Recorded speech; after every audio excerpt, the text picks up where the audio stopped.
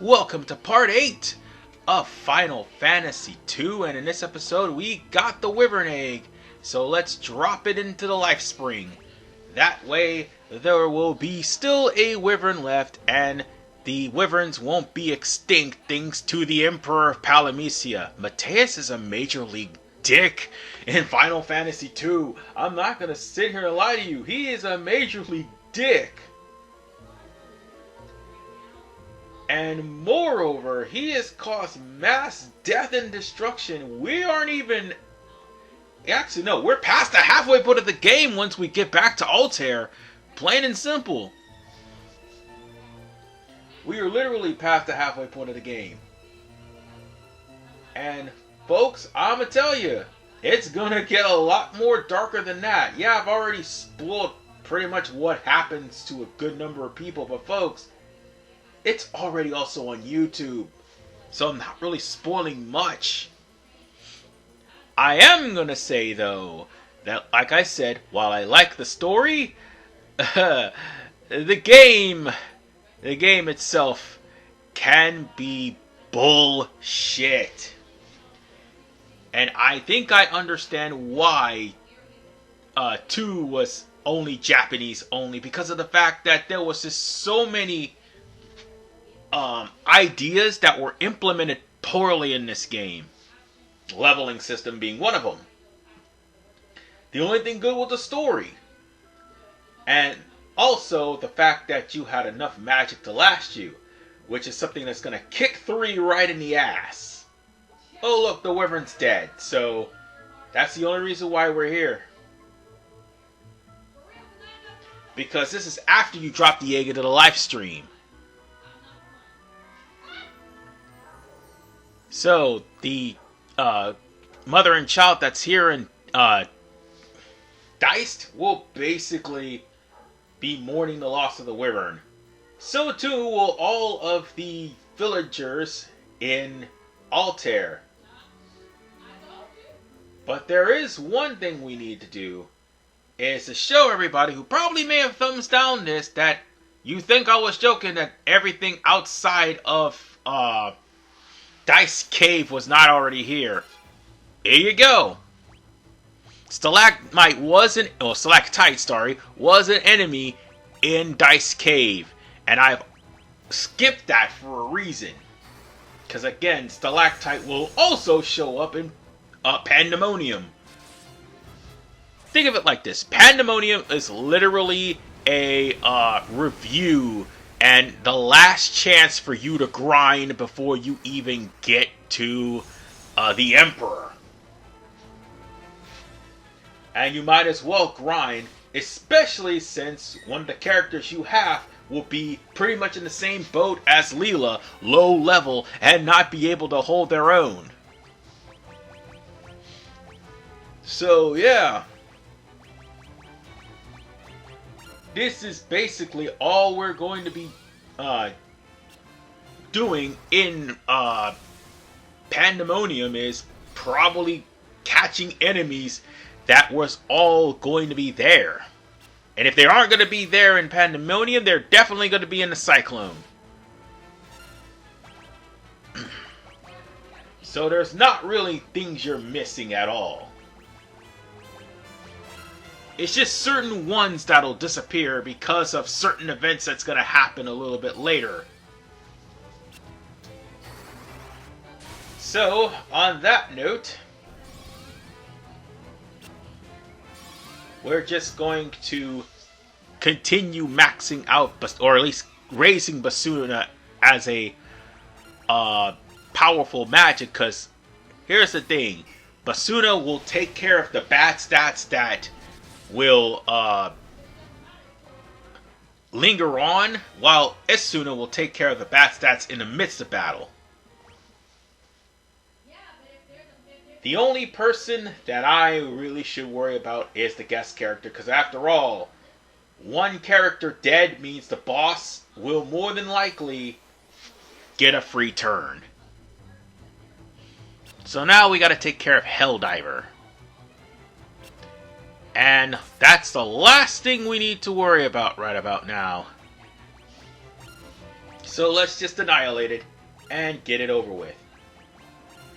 But folks, I raised up Thunder for a reason. Because there are enemies later on that are going to be weak to the elements.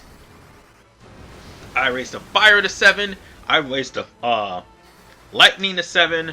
I've raised up Thunder to 7 or possibly 8. But, like I said, there are going to be enemies weak to the elements, and you're going to need all the MP you can get to annihilate them all. The only one that's not going to be weak to the elements will be the Emperor himself. Ironically enough, I think he might be weak to Flare and Ultima. Yes, those are in the game.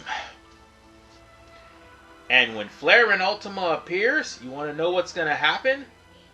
I am going to delete, if I'm not mistaken, Toad, because Toad will be practically useless.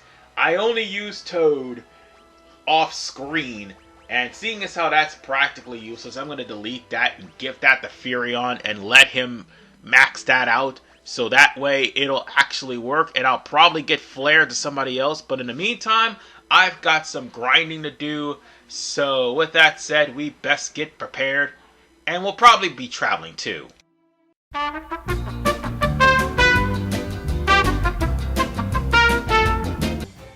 look at what I just ran into. One of the missable enemies. Antlion. There's a reason why this is going to be missable.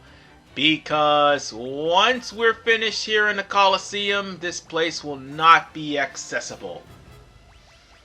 Also, Landrays are here too. So that's the other one. And you'll worry about we'll worry about Landrays actually until the next part. But for the most part, we have to deal with Antlion, and Antlion will paralyze you upon bite, as you can see what happened to Gus. And sometimes the paralysis will actually need a higher level of Isuna in order to cure it, or Basuna, whichever one comes first. So, on that note, let's just finish it off and take care of the Antlion once and for all. And that's a lot of money that's coming our way. And not to mention all the level ups too. So let's go back to Altair. We got some business there. And with all the grinding I did on the way over here, it's time for us to seek out Altair, because there is something rather odd. As everyone will be asking about what the hell's wrong with the princess while we were away. In fact, people are wondering about the princess as she shut herself in the room. And she laughs. Well, the only person that mentioned about the Wyvern. But this one right here. This kid saying she caught the princess eating a rat. That should raise red flags. Seriously? That is rather freaking disgusting, but that actually was changed in Origins if I'm not mistaken. All of Hilda's weird actions was in fact censored. However, what wasn't censored is what's about to happen. In fact, you're talking to all the guards, they'll tell you what the hell's going on. And these guys are only talking about Gordon being the leader of the revolution. So with that said, boss time! As soon as you come in and talk to Hilda, Hilda will try to seduce Firion. But then again, why are these three waiting outside?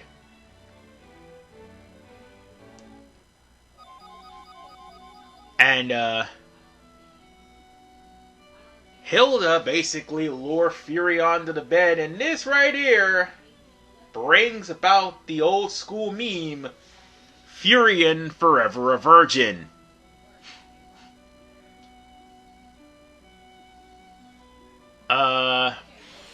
Although you may think Firion is fooled, It's not that easy. Because I don't think she transforms into the Lamia just yet. I think she was supposed to, flash Firion, and then all of a sudden, she almost had him, and then they show up. They changed this up dramatically, but what's going on here with the Lamia? This is the reason why we were leveling up, because the Lamia, by God, is the toughest part of this game. The Lamia Queen.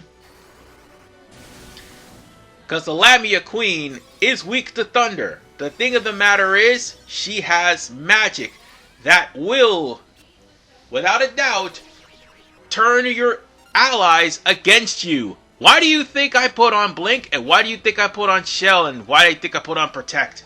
Because I knew this was going to happen. But unfortunately, I can't really do anything about the Charm. He's just going to be stuck like that for a little bit. So wailing on her with Charm would actually help. But here's the thing. If you're under level and she charms you, well, guess what? It's all but over. And on top of the fact that she can put your allies to sleep. And, oh great, now he's cursed and put to sleep.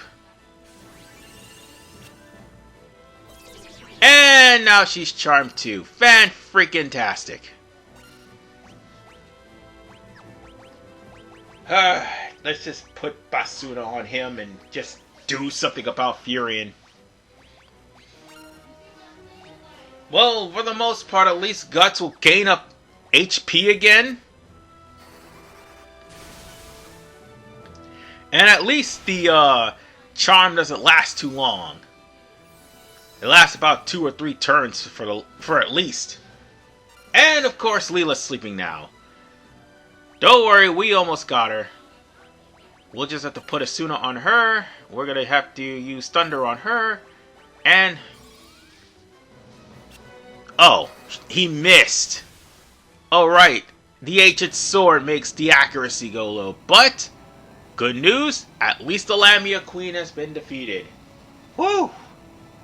This would have been a lot terrible if I didn't grind the way I did. So on that note, ladies and gentlemen, now we have other problems to worry about. Oh, 60,000. Ooh, that is a lot of money. Leon,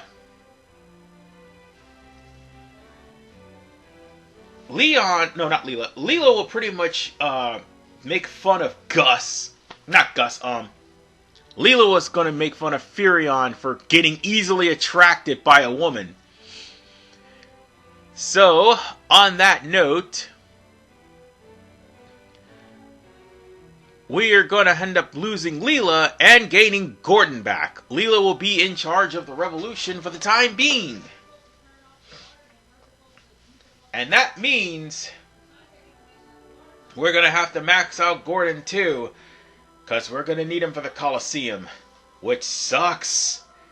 Because the Colosseum, not going to lie, is going to be closing into the point of no return. Because eventually we have to go to Mysidia Tower. And eventually we'll have to go to Palamecia. But folks, like I said, we're past the halfway point of the game by returning to Altair. And my plan came into fruition and it worked. The Lamia Queen is crushed. And now we've got other problems. We're going to have to basically make Gordon, well, how should I put this? An asset to us for the remainder of the Colosseum, because here's the thing. When we go to the Colosseum is more than likely going to kick our asses. And they're going to kick our asses hard if we're not fully prepared. Gordon's most definitely. So, on that note, I gave all the mithril stuff to Gordon for a reason. I can always buy that back. But before I leave, I'm going to have to buy a mithril dagger. And I think there was one more weapon I needed to buy as well. Because as soon as we leave here and as soon as it comes down to the point of no return, that shop will no longer have the Mythal Dagger. So on that note, ladies and gentlemen, I'll see you all in the next episode of Final Fantasy II as we head over to the Colosseum. This is RPMan 985. Peace out. Take care. This is going by faster than I expect. Nice.